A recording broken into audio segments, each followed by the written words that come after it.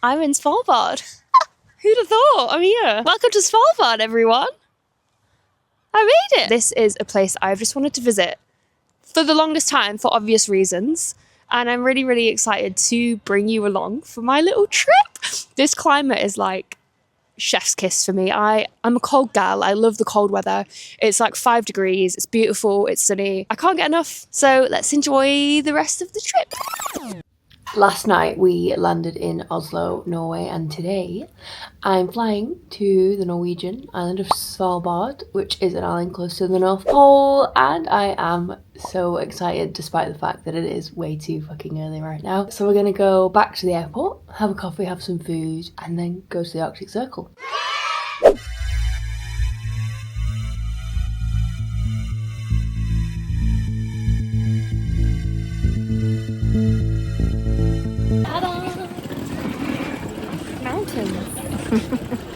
It's not that cold yet.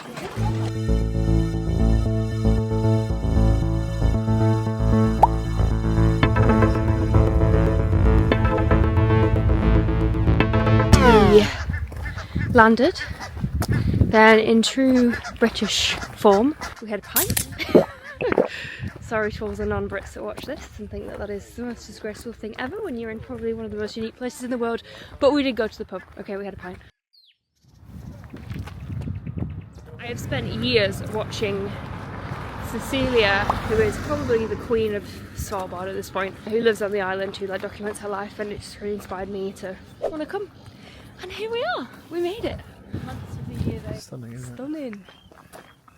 Now we are walking to find the polar bear sign, which is basically, apparently it's a landmark. And I think it's just you can't walk beyond that point, because if you do, you're gonna get eaten by a polar bear. So the really cool thing about Svalbard is that there are 300 polar bears in the area, like on the actual island itself. And if you leave any of like the towns or settlements, I think by law, right, you have to carry a gun for safety and to basically scare a polar bear off. So we're walking as far as we can walk to before we get told to stop. Any polar bears?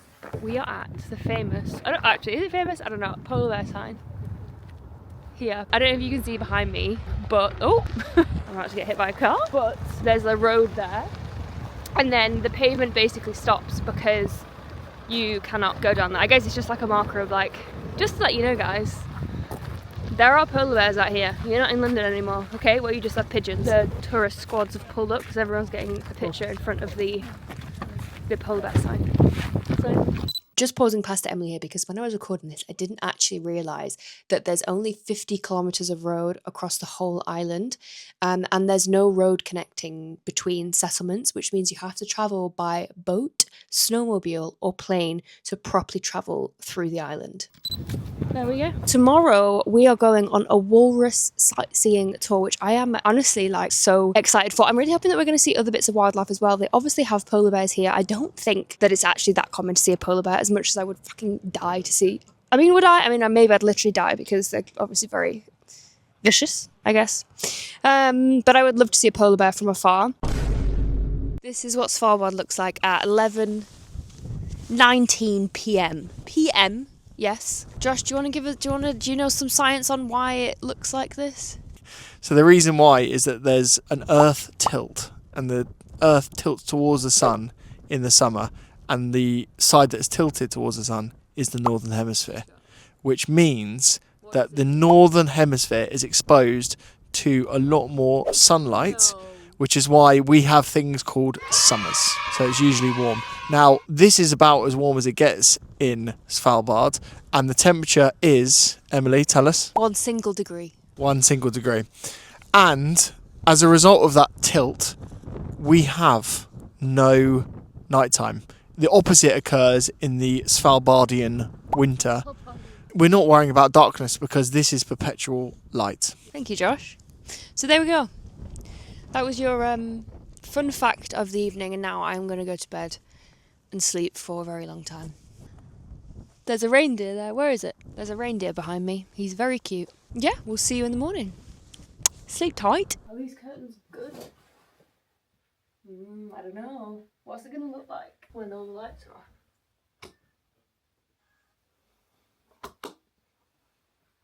Let's start. Do you reckon? Yeah. Good morning from breakfast.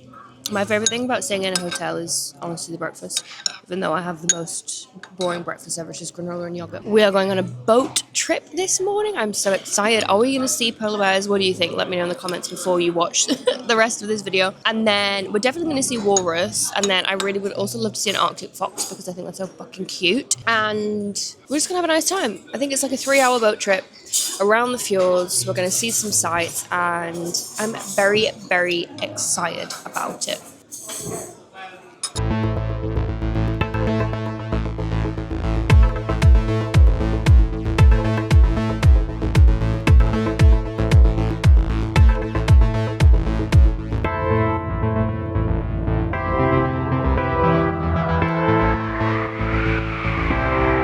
Right behind us there are some walrus.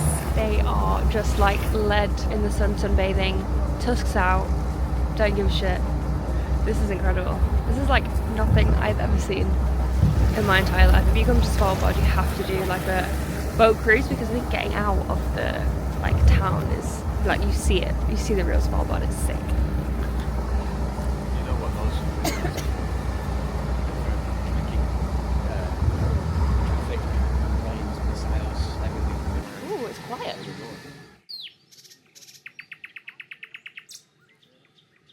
Hey, I got a bunch of cinnamon buns. Yeah.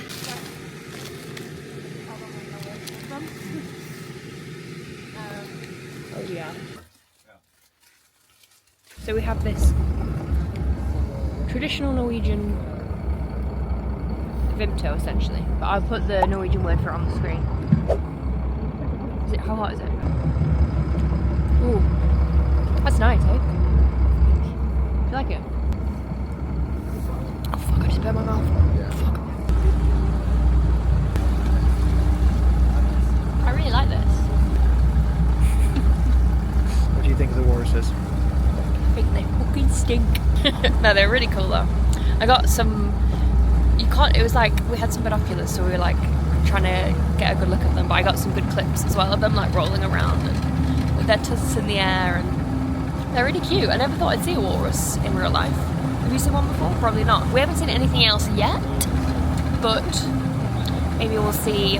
I'd love to see an Arctic fox, but we'll see. The walrus was more than enough because this is so pretty.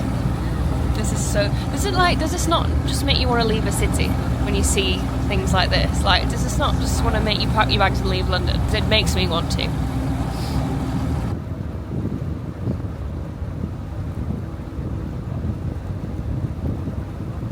We are just boating down a little bit to see a glacier up close. We saw it on the way in, but it's just behind us now actually. We're getting really close to it, so that's going to be exciting.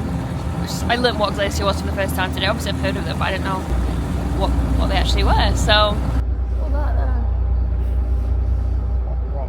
Yeah. And that is the end of our boat trip. What would you give it out of 10? Come here. I would give it a glacial 10, Ooh. which is like a slower paced but very enjoyable 10. Okay. I'm going to interview Emily now. Emily, there were a few parts of this trip that you need to rate out of 10. Yeah. You ready? Yeah. The walruses. 8, but minus 2 points because they stank. That's crazy. That should have been a 10. The glacier. 9.5. Why was it not a 10? As glaciers go, that word didn't impress you. 10. Good. The cinnamon buns. 7.5. That's the worst bit. Well, it's exactly what I wanted. I really wanted a cinnamon bun. It would have got extra points if it was hot, but we're in the middle of the ocean, so... Okay, I'll give it an 8 for the scenery as well. You're incredibly harsh. What about the hot blackcurrant tea? 9.5. Really enjoyed it. Really enjoyed it. What about the clear iceberg? Oh yeah, there was a clear iceberg. 8. And as an overall synopsis of the boat trip? 12 out of 10. And if you have a maths degree, can you work out how that averages out to 12 out of 10? We're gonna go and get some lunch now. little guy. This album cover, yeah, get it. Get it, get it, get it. As our time in Svalbard came to an end, I found myself reflecting on what a weird and wonderful place it is. Like, for example, in a lot of the restaurants, you've got to take your shoes off when you come in, and there's a little cloakroom at the entrance where you leave your boots or trainers, and then you just pad around in socks or slip on the slippers that they give you.